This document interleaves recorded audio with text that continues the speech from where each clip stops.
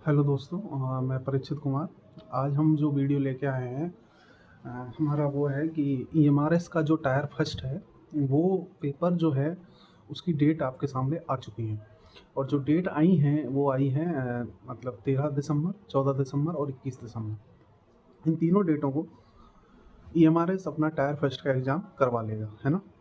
और tyre first होने के बाद जो हम अनुमान लगा सकते हैं, जिस फास्ट तरीके से ईएमआरएस चल रहा है उस फास्ट तरीके के हिसाब से हमें लगता है कि ईएमआरएस अपना मतलब ये समझ लो कि 1-2 महीने के बाद शायद वो टायर सेकंड भी करवा ले, यानी कि आपका जनवरी-फरवरी तक टायर सेकंड भी हो जाए। और आपको जो है, जो फाइनल रिजल्ट है वो आपको शायद नए सेशन के मतलब शुरू होने से, यानी कि 2025-26 का जब सेशन शुरू होगा उससे पहले आपको फाइनल रिजल्ट देकर आपको जॉइनिंग भी दे दी जाएगी।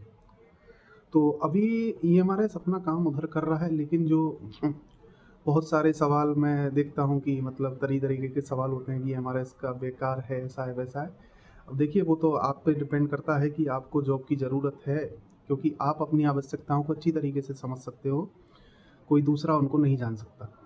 तो अब हम आज जो बात करेंगे, हम बात करेंगे कि ईएमआरएस टायर फर्स्ट की तैयारी सर कैसे करें। 2 महीने बचे हैं, लगभग 2 महीने फिक्स मान लो, क्योंकि आज है शायद 11 तारीख है, नहीं सॉरी 10 है आज, है ना। और 10 तारीख है आज, और आज से मतलब समझ लो फिक्स आपके पास 60 दिन, यानी कि 2 महीने आपके पास बचे हैं। तो उन 2 महीनों के बीच में हम कैसे अपनी तैयारी करें जिससे अपना जो टायर फर्स्ट है वो आसानी से क्लियर हो जाए, है ना।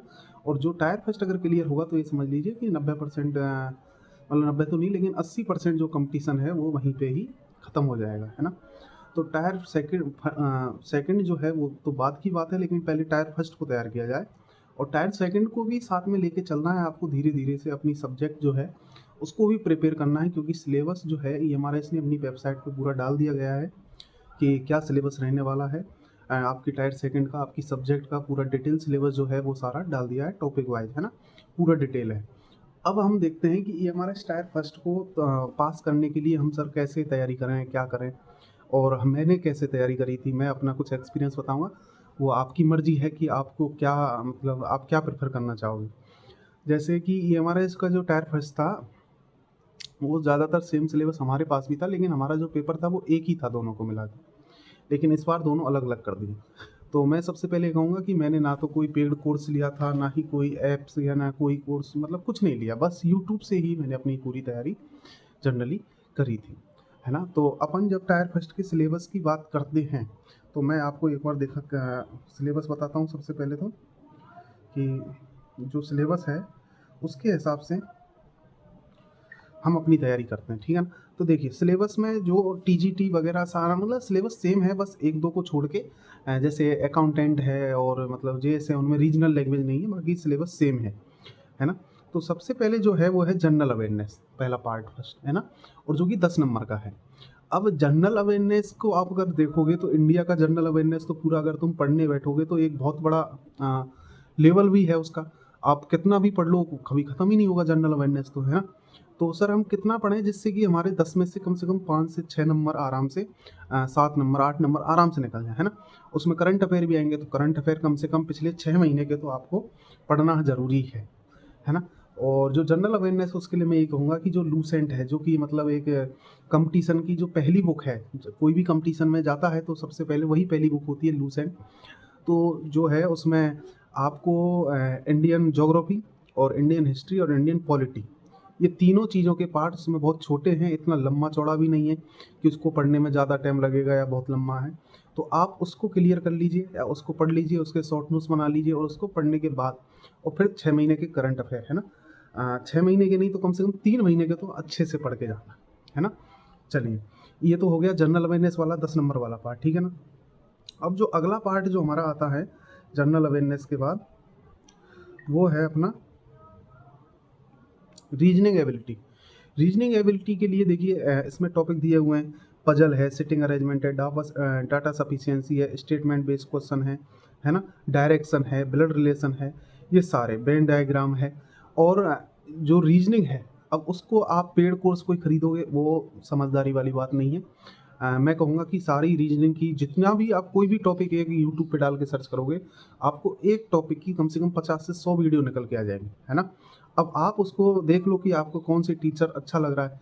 जैसे मैंने तो एक सर थे मधुकर कोटवे सर हैं, है ना? तो उनकी रीजनिंग और मैथ दोनों की बहुत सारी, पढ़ाने को तो वो और भी सब्जेक्ट पढ़ाते हैं, लेकिन रीजनिंग और मैथ की उनकी प्लेलिस्ट पड़ी हुई है अनअकैडमी पे, है ना?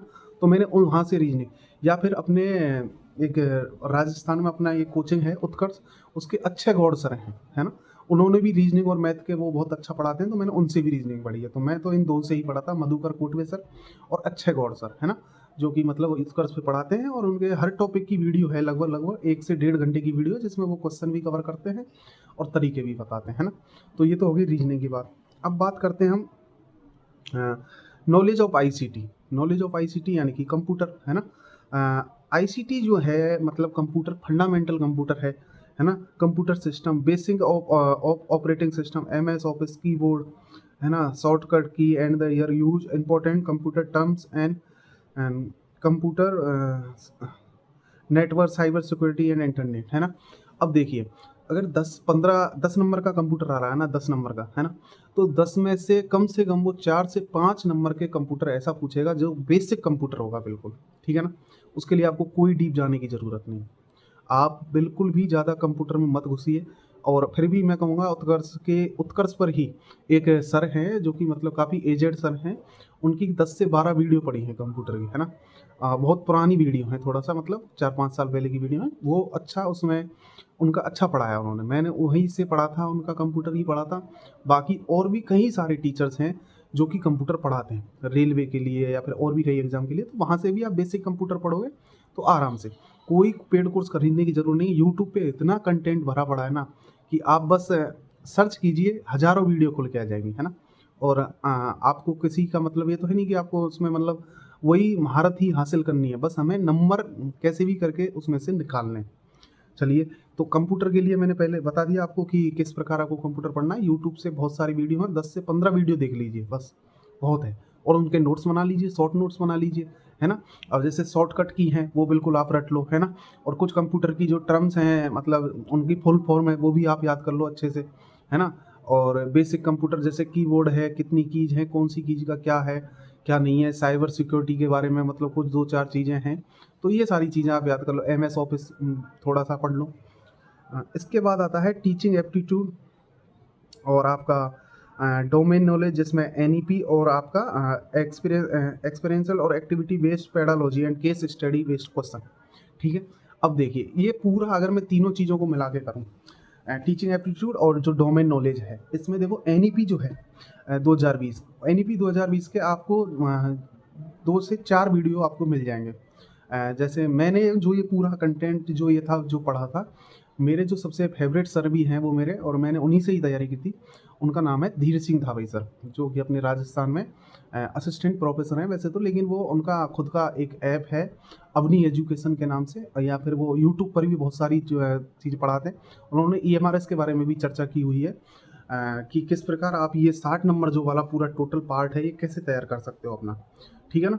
तो आप उनसे पढ़िए, उनकी बुक भी आती है। टीचिंग एप्टीट्यूड मैं कहता हूँ बेस्ट है मतलब उनका तो। मैंने वहीं से पढ़ा था, आज तक मेरा बहुत अच्छा मतलब उन्होंने क्लियर करवा दिया था। और या फिर आप हिमांशी मैम हैं, उनका भी पेड कोर्स खरीद सकते हो। इसके लिए तो मैं कहूँगा कि आप यूट्यूब पे अगर डिपेंड नहीं रह पा रहे हो, तो मतलब आप पेड कोर्स खरीद लो। हिमांशी मैम है, प्रतीक सेवालिक सर हैं, अध्ययन मंत्र वाले रोहित सर हैं, ठीक है ना? और धीर सिंह दावई सर हैं। अगर इन चारों में से कही जाए मेरा फेवरेट, तो मेरा फेवरेट है धीर सिंह दावई सर, है ना? जो कि बहुत ही अच्छा उन्होंने मतलब पढ़ाते हैं, और ठीक है, मेरे हिसाब से ठीक है। बाकी आप अपनी मर्ज़ी से देख लो। मैंने आपको 4 टीचरों के नाम बताए थे। तो इनका यूट्यूब पे भी कंटेंट मिल जाएगा, और आपको पेड कोर्स भी खरीद सकते हो। तो ये थोड़ा पार्ट थोड़ा बड़ा भी है, 60 नंबर का है। तो पेड कोर्स खरीद लो तो भी ठीक है, और बाकी आपकी मर्ज़ी, है ना? और तो इस प्रकार आप ये अपना पूरा पार्ट तैयार कर सकते हो। फिर आती है आपकी हिंदी, इंग्लिश की बात। जनरल हिंदी यूट्यूब पे बहुत सारी प्ले लिस्ट है ना? उत्कर्ष पे हैं एक आशीष सर, पूरी प्ले लिस्ट पड़ी है हिंदी की, ठीक है ना? इंग्लिश इंग्लिश के लिए तो मैं आपको सबको पता ही है, नीतू मैम। और फिर दूसरा जो है इंग्लिश में जो 2 क्वेश्चन हैं, 2 या 3 क्वेश्चन वो फिक्स हैं, एंटोनिम्स और सिनोनिम्स, है ना? और भी मतलब जो है वोकैब्युलरी की मतलब, तो उसमें आप क्या करो, आप पूरा मत पढ़ो उसको। ऐसा करो, आप यूट्यूब पे सर्च करो केबीएस और एनबीएस में जो पिछले एग्जाम्स में जो वोकैब के अंदर जो क्वेश्चन जो पूछे गए हैं, उसको अच्छे से पढ़ लो, है ना? वो और बाकी नीतू मैम हैं और रानी मैम हैं शायद, और बहुत सारे टीचर हैं यूट्यूब पे। इसके लिए भी, इंग्लिश के लिए पेड कोर्स की कोई ज़रूरत नहीं है, आप खुद से तैयार कर सकते हो। तो इस प्रकार ये आप अपना पूरा टायर फर्स्ट का ये सिलेबस इस प्रकार क्लियर कर सकते हो। 60 दिन काफ़ी हैं और काफ़ी होते हैं करने के लिए, ऐसी कोई बात नहीं कि समय कम है। अगर तरीके से और मतलब लग कर करोगे तो आसानी से हो जाएगा। बाकी आपको देख लो आप, मतलब अच्छे से अगर तैयारी करोगे तो आराम से क्लियर हो जाएगा, इतना कोई ज़्यादा टफ है नहीं, और ना ही इतने ज़्यादा कम समय भी है। 60 दिन काफ़ी होते हैं करने के लिए, ठीक है ना। चलिए धन्यवाद, आज के लिए इतना काफ़ी है। बाकी आप अपनी समझ से, आपको जो अच्छा लगे, आपको हो सकता है मुझे कोई टीचर और अच्छा लग रहा हो, आपको कोई और लगता हो, लेकिन फिर भी जो एक अपनी समझ थी उसके आधार पर मैंने आपको बताया था। धन्यवाद।